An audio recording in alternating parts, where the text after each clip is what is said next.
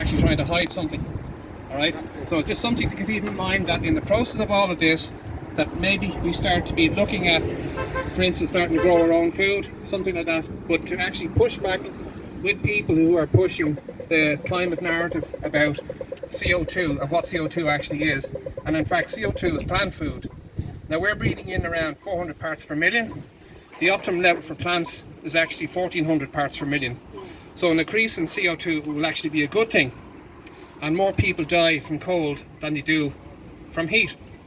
And if I may, if you go back, if there's an interesting story, if the ice core samples, there's a region in Antarctica called the Vostok region, and they have ice core samples dating back 400,000 years, and they can prove that CO2 has not only gone up, but so is the temperature, and usually the temperature goes up after, you know. So the narrative, what we've been told, is actually wrong. And also, accurate temperature records throughout the world really only began from about 1850 onwards. Now, from about the last 10,000 years, there had been peaks and troughs and mini ice ages and mini warm periods. And you have for instance, you have pictures of, or paintings of the Thames when it was frozen over, and with toddy stalls in the Thames, mini ice age.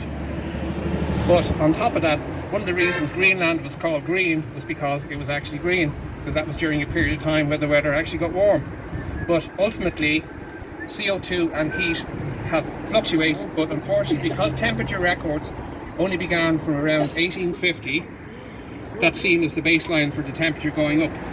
So it's the problem is where they actually source the temperature actually going up. And end of my little piece. Thanks for listening. All right.